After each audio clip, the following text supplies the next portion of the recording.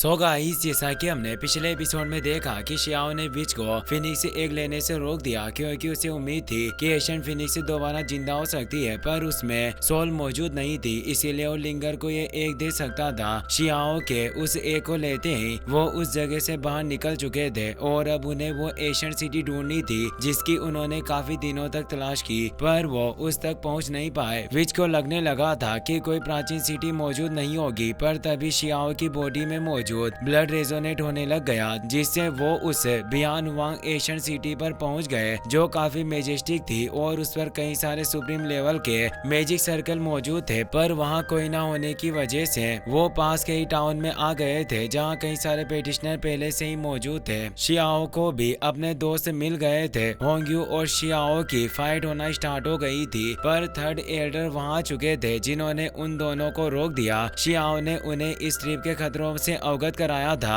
Third Elder अब सभी को बताते हैं कि बाहरी रियल्म में परिवर्तन दिखाई दिए हैं जो मेरी अपेक्षा से कहीं अधिक तेज है, जिससे ऐसा लग रहा है कि वो महान विपत्ति ग्रेट केओस निकट आ रहा है जो एशियन इमोर्टल के पतन को वापस दोहराएगा। हजारों सालों पहले उस केओस ने ही इमोर्टल्स को मिटा दिया था, इसीलिए आज मैं तुम सभी से केवल एक ही बात कहना चाहता हूँ, अगर किसी दिन ये रॉयल एशियन बॉर्डरलैंड गिर जाए तो आप भले ही उन एलियन से लड़ना चाहे या पीछे हटना चाहो, मुझे कोई दिक्कत नहीं होगी। बस तुम एक बात याद रखना कि कभी भी उन दुश्मन इविल लोगों का कुत्ता मत बनना, यानी उनकी साइड मत होना और अपने ही लोगों को धोखा मत देना। वहाँ मौजूद पेटिशनर कहते हैं कि ऐसा होना बिल्कुल असंभव है, हम आखिर उन दुश्मनों के साथ कैसे मिल सकते हैं। थर्ड एल्डर बताते हैं कि इंसानों का स्वभाव काफी जटिल होता है जिसे आसानी से समझा नहीं जा सकता। एक बार कुछ लोगों ने अपने कबीले के लोगों की जान बचाई थी, पर इसकी कीमत उन्हें एक जीवित लोगों से भरे हुए शहर को उन इविल लोगों को समर्पित करना पड़ा।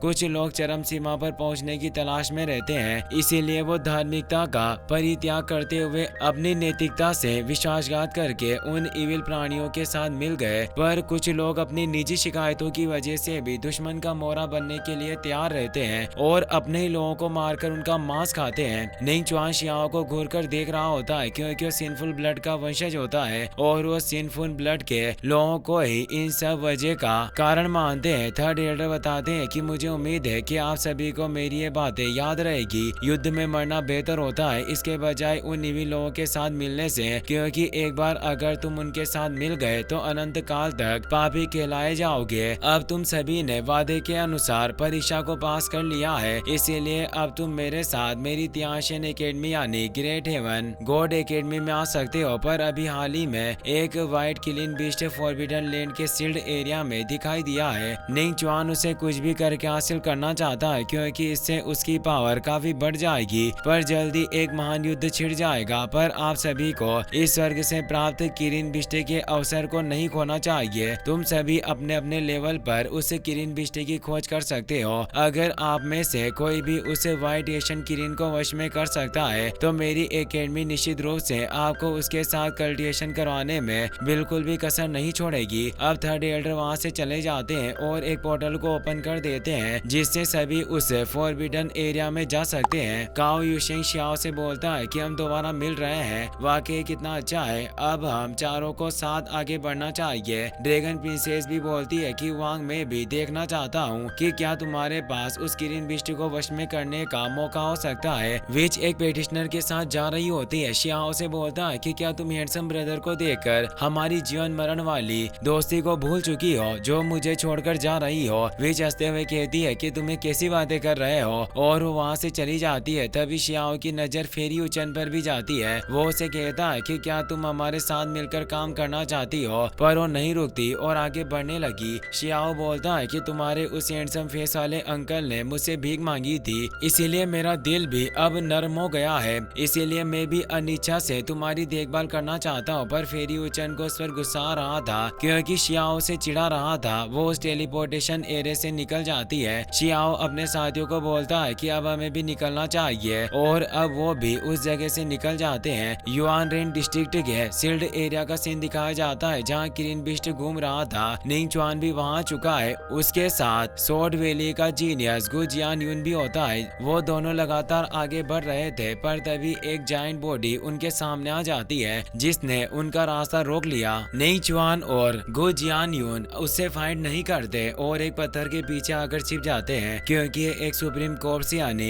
एक प्राचीन लाश है। ये जगह वाकई काफी ज्यादा खतरनाक होगी। वो जायंट बॉडी उस जगह से निकल जाती है। निंग चुआन गुजियान को बताता है कि अगर हमने एक कदम भी गलत उठाया तो हम पूरी तरीके से खत्म हो सकते हैं। गुजियान उसे कहता है कि भाई निंग चुआन, तुम्हारे पास जो किलिन बीस्ट का सेंस मौजूद है, क्या वाकई वो सही है और हम सही दिशा में जा रहे हैं? निंग चुआन बताता है कि मेरा जन्म उस जगह पर हुआ था जो व्हाइट किलिन का पौराणिक स्थान था जहाँ वो छिपे रहते थे। जन्म से ही मुझे एक स्वर्गीय आर्य के द्वारा प्रोटेक्शन मिली। मेरे माथे पर जो इम्प्रिंट मौजूद है वो कोई ड्रैगन पैटर्न नहीं है बल्कि एक किलिन पैटर्न है। इसीलिए अब ऐसा लगता है कि वो यंग व्हाइट किलिन मेरी किस्मत में है, इसीलिए वो हमें दिखाई दिया है। गुजियान्युन बोलता है कि ऐसा लग रहा है कि इस अपॉर्चुनिटी को भाई खास आपके लिए ही तैयार किया गया था। और वो तेजी से आगे बढ़ने लगे। शियाओ भी अपने साथियों के साथ उनके पीछे होते हैं। शियाओ सोचता है कि उस लिटिल किलिन का पहले वो फ्लावर गर्ल मालिक हुआ करती थी। क्या होगा अगर वो लिटिल किलिन निंग चुआन को अपना मास्टर बना ले? ये मेरे मरने से भी ज्यादा बदतर होगा, इसीलिए ऐसा नहीं होना चाहिए। अब हम तियानजुन एकेडमी के जीनियस को देखते हैं जिसमें मून विलो, लिन तियान और होंग्यू यू होते हैं। साथ ही एक और पेटिशनर मौजूद था। होंग्यू के पास चेसिंग द सन व्हील होते हैं जिसकी मदद से वो फास्ट ट्रेवल कर सकते थे, जो एक स्पेशल मैजिक वेपन था। होंग्यू यू शियाओ को बोलता है कि तुम निचले रियल्म के जंगली लोग वास्तव में काफी दयनीय हो, जो तुम्हारे पास एक अच्छा जादुई वाहन भी नहीं है और तुम मुझसे आगे निकलना चाहते हो। शियाओ अपने पास मौजूद तियानशिन एकेडमी के उस रथ को बाहर निकाल लेता है जो 5 कलर ब्रॉन्ज चेरियट होता है। वो लिंटियन मास्टर लेवल का आर्टिफैक्ट था जिसमें बैठकर शियाओ और उसके साथी आगे बढ़ने लगते हैं। होंग्यू यू के साथ मौजूद पेटिशनर बोलता है कि आखिर इन लोगों के पास ये 5 कलर दिव्य कांस्य रथ कहाँ से आया होगा। काओ युशेंग कहता है कि अगर तुम आगे बढ़ना चाहते हो तो तुम पहले हमें पकड़कर दिखाओ, और वो तेजी से उस माउंटेन के अंदर जाने लगते हैं। मोन विलो ली तियान से कहती है कि यह रथ मुझे काफी परिचित लग रहा है। ली तियान खांसते हुए उसे चुप रहने की बोलता है। होंग्यू कहता है कि तुम सभी चिंता मत करो, मेरे पास हमारे सेक्ट का खजाना है जो एक फेरी बॉडी वाला स्पीयर है, इसीलिए उस स्पीयर के साथ मैं निश्चित रूप से उस कालीन बीस्ट के खून पर कब्जा कर लूंगा और लिन तियान उसकी मदद से मैं तुम्हारे मेरिडियंस को साफ करने में मदद करूंगा। अब वो भी तेजी से आगे बढ़ने लगते हैं। गो जियान्यू को भी एहसास होता है कि कई सारे पेटिशनर उनके पीछे आ रहे हैं और वो निंग चुआन से बोलता है कि कहीं ये लोग आपका फायदा ना उठा ले। आप अपने इम्प्रिंट की मदद से उसे ढूंढ रहे हो, क्या ऐसा तो नहीं होगा कि हम दूसरों के लिए रास्ता आसान बना रहे हो? निंग चुआन बोलता है कि ऐसा होना असंभव है, मुझे अपनी पावर पर भरोसा है और जब तक मैं उस लिटिल किलिन बीस्ट को वश में कर सकता हूँ तो वो केवल मैं ही हूँ और वो मेरा ही होगा। अब वो एक जगह पर आकर अपनी किलिन एनर्जी को फैलाने लगता है ताकि वो व्हाइट किलिन बीस्ट को बाहर बुला सके। इससे वहाँ मौजूद माउंटेन में रास्ता हो जाता है, पर तभी शियाओ उस 5 कलर कांस्य रथ से तेजी से उस माउंटेन में चला जाता है। निंग चुआन कहता है कि आखिर ये कौन होगा जो मुझसे आगे निकलने की हिम्मत कर रहा है। होंग्यू और उसके साथी भी उनके पीछे चले गए थे, इसीलिए निंग चुआन भी जल्दी से उस माउंटेन के अंदर चला जाता है। अब हमें उस माउंटेन के अंदर उस किलिन बीस्ट को दिखाया जाता है। सबसे पहले निंग चुआन गो जियान्युन के साथ वहां पहुंच गया था और अब बाकी पेटिशनर भी वहां गए थे। निंग चुआन बोलता है कि सभी को शांत रहना होगा वरना वो व्हाइट किलिन बीस्ट डर जाएगा। व्हाइट किलिन बीस्ट सामने आ जाता है। निंग चुआन अपने हेड से किलिन की आभा को रिलीज करने लगता है। यह देखकर शियाओ को विश्वास नहीं होता कि यह निंग चुआन किलिन की आभा को आखिर कैसे उत्सर्जित कर सकता है। निंग चुआन अब प्यार से लिटिल किलिन को अपने पास बुलाने लगता है। किलिन बीस्ट प्यार से उन्हें देख रहा था। निंग चुआन मुस्कुराने लगता है क्योंकि उसे लग रहा था कि किलिन बीस्ट को पसंद आ गया